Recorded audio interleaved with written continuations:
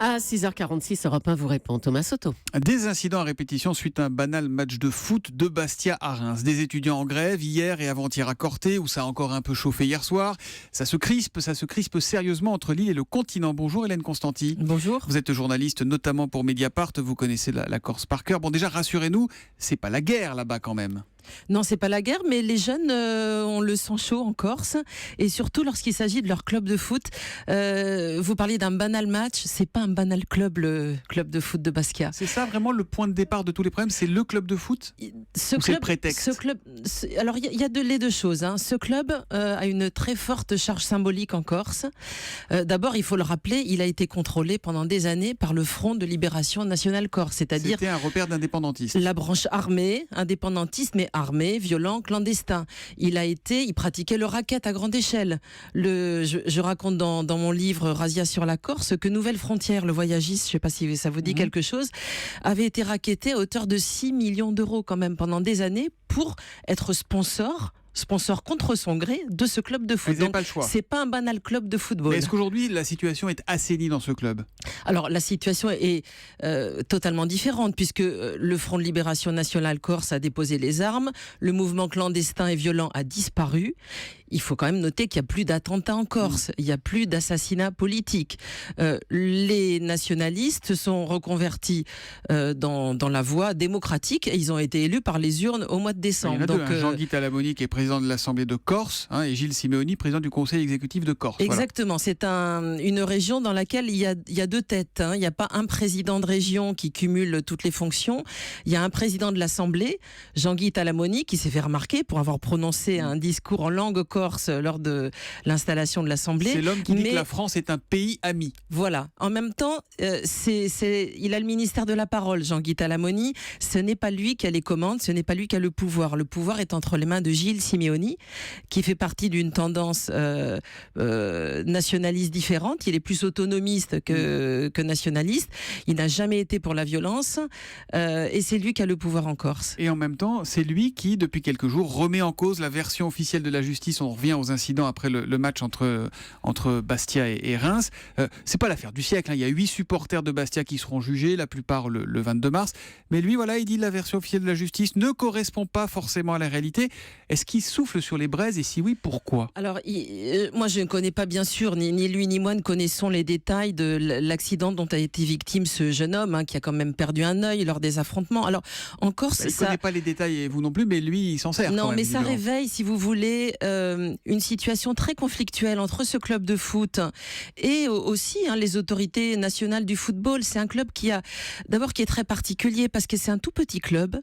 Il y a 330 000 habitants en Corse. C'est une des villes de Corse. Il a des moyens ridicules comparés aux grands clubs nationaux et il fait jeu égal. Il a quand même des performances extraordinaires. Ils sont en Ligue 1, ils s'en sortent. Voilà. C'est le club qui a le meilleur rapport qualité-prix, si on veut, du football français. Et donc, les Corses en tirent une fierté immense. Ce club représente pour eux un symbole. Et lorsqu'il y a des affrontements entre les jeunes et la police, ça réveille des mauvais souvenirs en Corse, bien sûr, du mouvement nationaliste clandestin.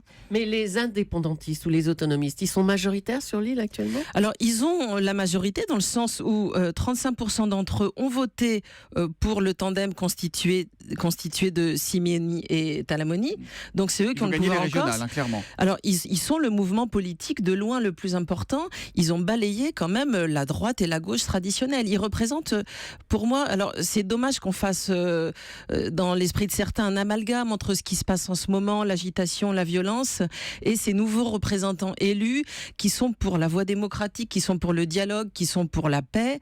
Donc vous mettez vraiment, et ça c'est important, une frontière étanche. Il faudrait pas jeter le bébé avec l'eau du bain. Il faut leur donner crédit de représenter une offre politique nouvelle, ce dont on aurait besoin aussi sur le continent, c'est-à-dire une classe politique plus jeune, qui est contre le cumul des mandats, qui veut lutter contre la corruption ambiante, qui était très très présente en Corse ces dernières années. Donc ils sont évidemment pas derrière les violences qui se produisent en ce moment en Corse. Mais on comprend pas très bien pourquoi ça s'embrase à ce point-là. Il y a eu aussi à Noël les incidents après agression de pompiers également en Corse. Ça avait provoqué provoqué des incidents racistes.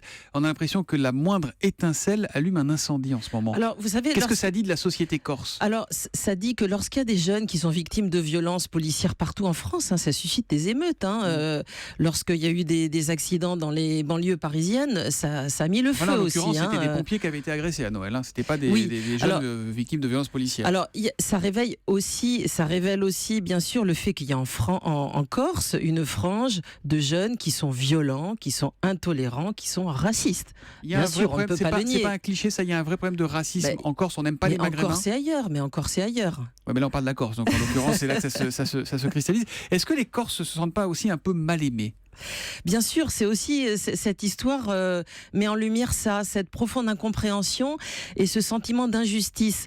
Là, les jeunes d'un lycée de Bastia, de l'université, ils se sont mis en grève, ils ont violemment manifesté ces derniers jours pour dire on se sent mal aimé par la France, on se sent victime d'injustice, on a l'impression que nos aspirations, nous, en tant que peuple corse, on se sent différent du reste de la France. Mal aimé, on n'est pas obligé de jeter des cocktails Molotov sur les forces de l'ordre. Bien sûr, moi je suis partisane de la non-violence. Alors, il y a aussi des gens en Corse qui sont partisans de la non-violence. Il y a Bernardini, je ne sais pas si ça vous dit quelque chose, le groupe Imouvrini, dont vous passez peut-être de temps en temps les chansons.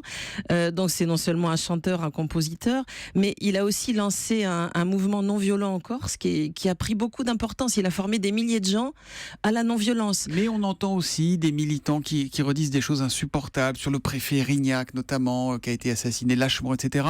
Et ça, on a l'impression que les Corses presque ne veulent pas en sortir. Je pense qu'il y a la semaine dernière, on a entendu des choses épouvantables. Bien sûr, il y a des vieux démons qui sont toujours là. Il y a des vieux démons qui sont toujours là. Officiellement, le mouvement nationaliste clandestin a déposé les armes. Mais il y a bien sûr une frange de la population, je pense, qui ne se satisfait pas de la voie démocratique qui a été choisie par Talamoni Simeoni et qui a envie de mettre de l'huile sur le feu. Dernière question rapidement, Jean-Michel sur Europe1.fr. Un référendum sur l'indépendance de la Corse est-il possible un jour? Il est possible, il échouerait bien sûr, puisque il n'est pas d'actualité. Il n'est pas d'actualité. Une grande majorité de Corses et de continentaux ne veulent pas entendre parler d'une indépendance totale et d'une rupture avec la France. Merci Hélène Constanti. Pour aller plus loin, il faut lire votre ouvrage Razzia sur la Corse, des plastiquages à la folie spéculative, ouvrage publié chez Fayard. Merci beaucoup, bonne journée. Merci.